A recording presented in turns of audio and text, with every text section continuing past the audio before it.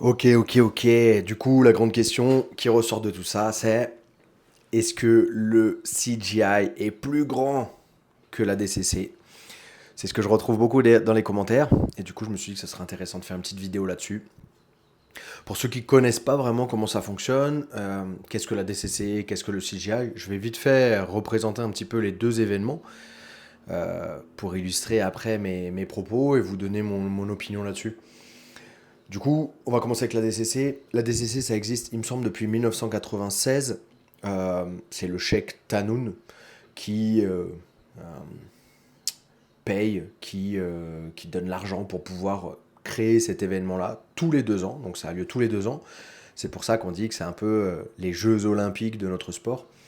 Et le truc aussi de pourquoi on dit que c'est les Jeux olympiques de notre sport, donc déjà c'est tous les 2 ans, et en plus de ça, parce qu'il y a des sélections.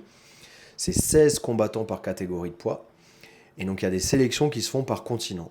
Donc l'ADCC, c'est la seule compétition de notre milieu qui donne l'opportunité à des gens qui ne sont pas brésiliens, à l'époque surtout, après aujourd'hui ça peut être même américain, euh, de pouvoir exister dans ce sport-là. Parce que jusqu'à présent, ou même jusqu'à il n'y a pas très longtemps, c'était que les Brésiliens et les Américains qui existaient. Les Américains, ça fait que depuis quelques années, mais sinon c'était que les Brésiliens. Euh, et donc les autres n'existaient pas en fait dans le milieu.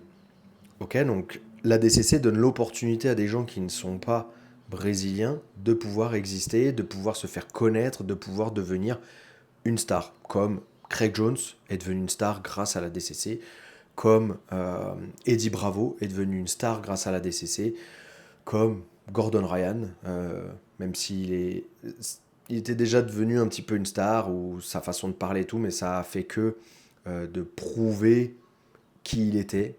Je sais pas si on peut dire ça comme ça.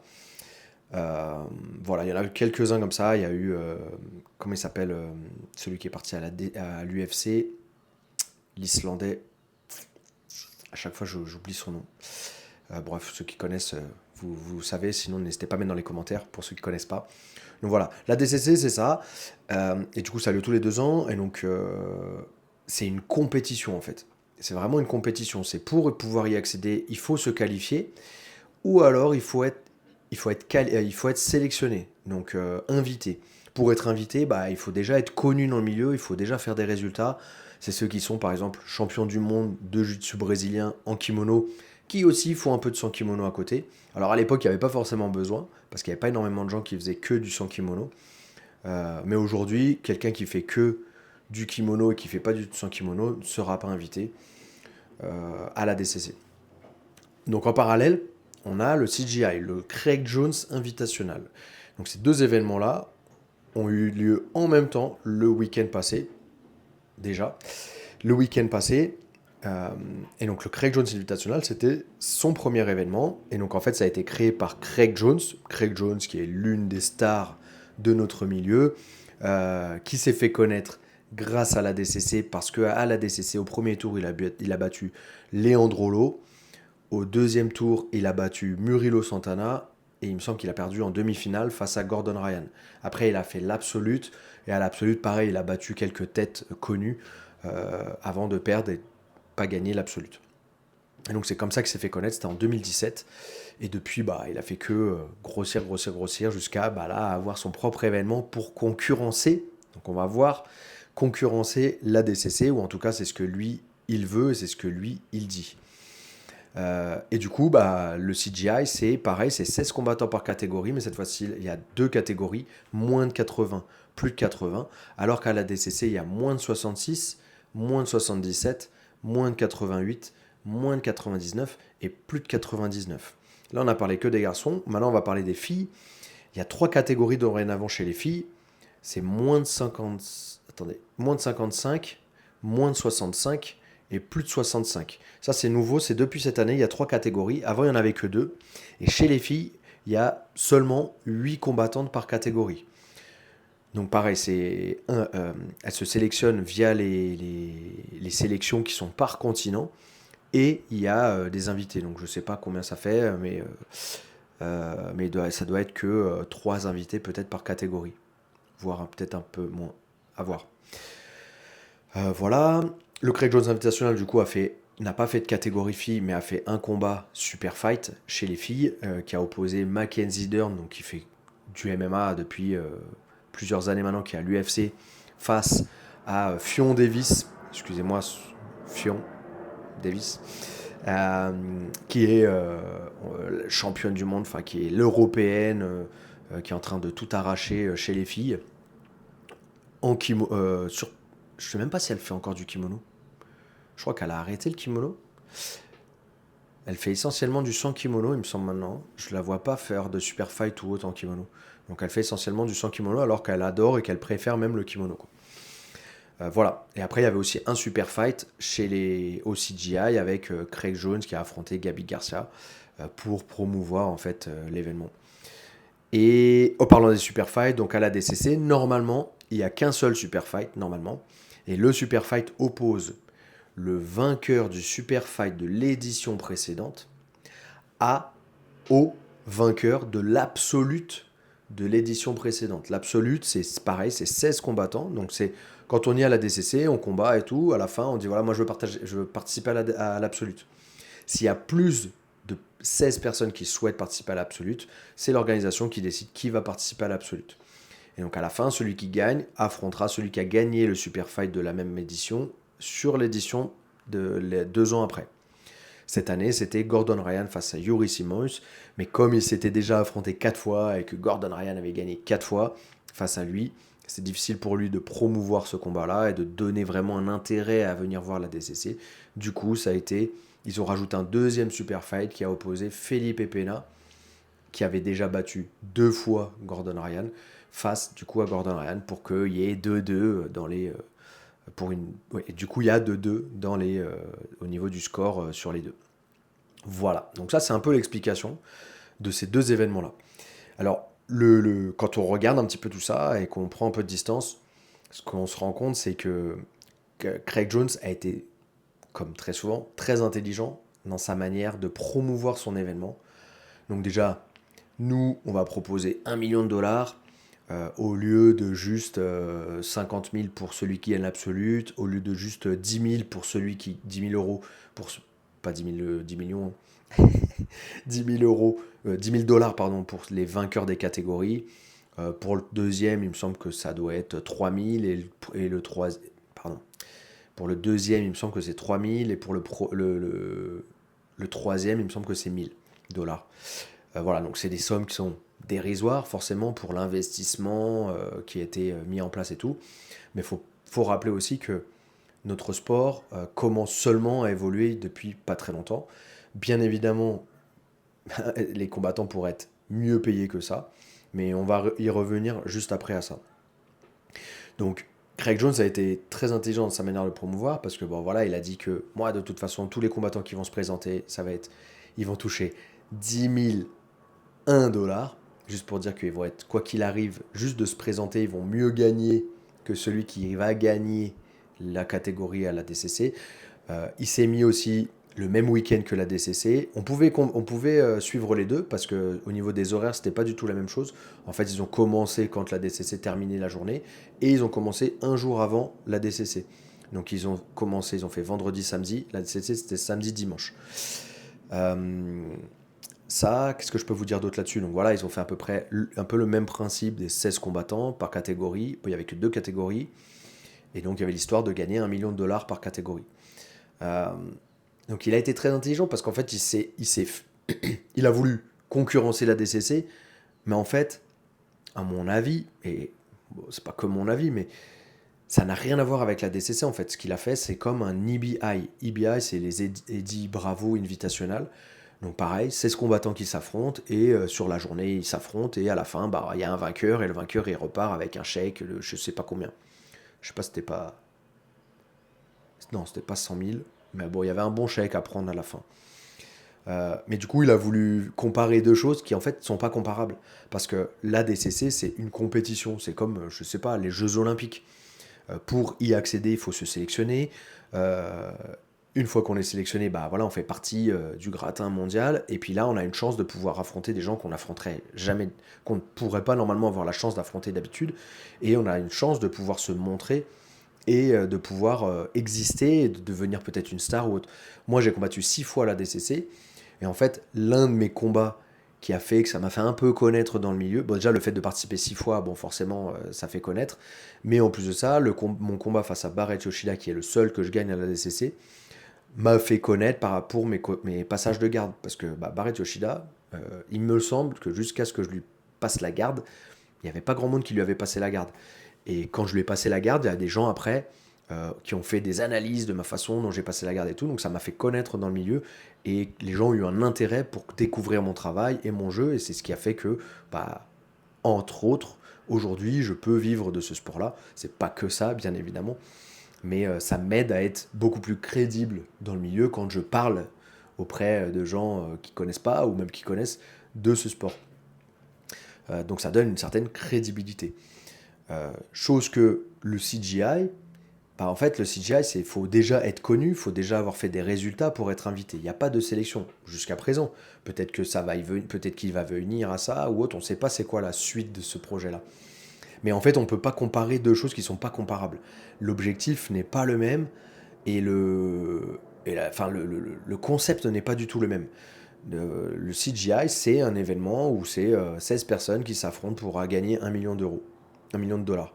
La DCC, c'est il faut se qualifier ou il faut être invité. Ça n'a rien à voir en fait. On va dire que la DCC, c'est une compétition. Je sais pas, moi je vois ça comme ça. C'est une compétition où à la fin il y a un titre à gagner. Et le CGI, c'est un événement de super combat, de super fight sous forme de tableau, de compétition pour aller gagner de l'argent. Vous voyez ce que je veux dire? C'est pas du tout, enfin pour moi en tout cas, c'est pas du tout pareil. Et Craig Jones a réussi à faire comparer ces deux choses-là qui sont pas du tout comparables. Donc ça sert à rien d'être là, ouah, le CGI c'est l'avenir, c'est je sais pas quoi. Le concept du CGI ça existait déjà en fait. Ça existait déjà. C'est juste que comme il a voulu se mettre en comparaison avec la DCC, toute l'attention qui avait, toute l'audience, toute l'attention qui était sur la DCC s'est dit, attends, on va regarder aussi ce truc-là. Chose qui n'a pas été forcément vérifiable sur d'autres événements qui ont pris du temps à grossir. Comme Lady Bravo, le EBI, comme, je sais pas, des trucs de super fight. Vous avez le Polaris, vous avez, je sais pas, le Kasai à l'époque, bon, qui n'existe plus aujourd'hui, ou en tout cas, il n'y en a pas eu depuis longtemps. Le BJJ Star au Brésil, enfin voilà, tous ces événements-là qui prennent du temps à avoir l'attention, lui dès le début, paf, il a eu l'attention de tout le monde et tout le monde dans la tête veut le mettre à DCC et Craig Jones International sur le même niveau. Alors que c'est pas du tout le même concept et c'est pas du tout le même objectif. Voilà. Après, est-ce que c'est au final, une fois qu'on a vu ce que ça a donné, une fois ce qu'on a vu la DCC, etc., est-ce que euh, est-ce que c'était mieux ou quoi? Forcément, il a bien joué sur le fait que c'était gratuit pour pouvoir regarder le CGI, c'était gratuit, la DCC, c'est payant. Donc là-dessus, il a bien joué, et je trouve que là-dessus, en ayant écouté un peu tous ses arguments, je suis assez d'accord avec lui sur le fait que, ouais, si on veut que le sport il soit grand, il faut que ce soit regardé par un plus grand nombre de personnes, et pour que ce soit regardé par un plus grand nombre de personnes, il faut que ce soit diffusé gratuitement, comme les Jeux Olympiques, comme voilà, tous ces sports-là. Bon, on voit aujourd'hui le foot, il faut quand même s'abonner à des chaînes. Mais le foot c'est tellement grand que on va regarder quoi qu'il arrive, on va prendre la chaîne pour ceux qui sont vraiment fans. Enfin voilà, n'hésitez pas à me mettre dans les commentaires si vous êtes d'accord, pas d'accord. On peut ne pas être d'accord, mais on se respecte toujours dans nos propos, bien évidemment. Euh, voilà, qu'est-ce que je peux vous dire d'autre là-dessus? Juste que c'est pas pareil en fait. Craig Jones a très bien joué dans sa façon de promouvoir son événement, parce qu'aujourd'hui, il en fait un deuxième, tout le monde va regarder. Tout le monde va regarder. Et en plus de ça, il a eu la chance d'avoir des... Parce que c'est bien beau de vouloir faire un gros événement, mais si derrière vous n'avez pas des super combats, c'est comme l'UFC en fait. Souvent, c'est quand on écoute Dana White, il le dit, il dit nous on fait tout ce qu'on peut pour que l'événement soit beau, mais derrière ce qui va jouer, c'est les combats en fait, et c'est les combattants. Si les combats ils sont pas beaux, je suis désolé, les plus de 80, bon, à part la clé de talon de Victor Hugo, mais la clé qu'il se prend, il n'y a rien qui a été très très impressionnant dans les combats en plus de 80. Bon, il y a eu des bouchées, Luke Rockhold, bon, il y a eu quelques trucs comme ça, mais vraiment pour des gens qui apprécient le sport, le combat au sol, bah, il y a eu en moins de 80, il y a eu des combats de fous. Et oui, très certainement, l'un des combats les plus beaux qu'on ait déjà vu, Cade Ruotolo face à Andrew Tackett, qui était un combat incroyable. Et du coup, bah, on regrette un peu qu'il n'y ait pas eu un Mika Galvao dans cette catégorie-là, parce que ça aurait été une guerre, quoi. Ça aurait été une guerre. Euh, D'ailleurs, qu'est-ce que vous pensez de si Mika Galvao avait été dans la catégorie, qu'est-ce que ça aurait donné? Qu'est-ce que vous pensez? Est-ce que vous pensez qu'il aurait pu battre Cade Ruotolo? Est-ce qu'il aurait pu battre Andrew Tackett? Je pense que je vais faire une autre vidéo sur ce sujet-là pour vous donner mon avis. Euh, Où c'est pas aussi simple que ça, hein, de dire oui, il l'aurait battu, oui, non. Il y a des choses à prendre en considération et je pense que c'est une très bonne question à se poser. Voilà, je pense que on a fait à peu près le tour. Donc mon opinion, c'est qu'on ne peut pas comparer deux choses qui ne sont pas du tout comparables. Euh, Après, bien évidemment, on espère que cette façon de faire de Craig Jones bah, va améliorer et attirer des nouvelles personnes en tant que spectateur pour notre sport et que ça va faire grossir le sport. On espère que par ce coup de génie, du coup, maintenant, une fois que c'est passé, qu'on a vu ce que ça a donné, pareil, le pit, on pourra en parler aussi sur une autre vidéo un peu plus longuement, mais bien évidemment, c'est beaucoup plus visuel qu'un tatami où les gens ils risquent de sortir. Après, la DCC, vous avez vu, ça marche bien ce truc-là de oh, les combattants ils sortent. À chaque fois qu'il y a des combattants qui continuent le combat en dehors du tatami, dans le gymnase, les gens ils se lèvent, ils applaudissent, si ça les excite, enfin ils sont. Oui, alors au niveau de la sécurité, bah ouais, c'est ridicule, c'est nul.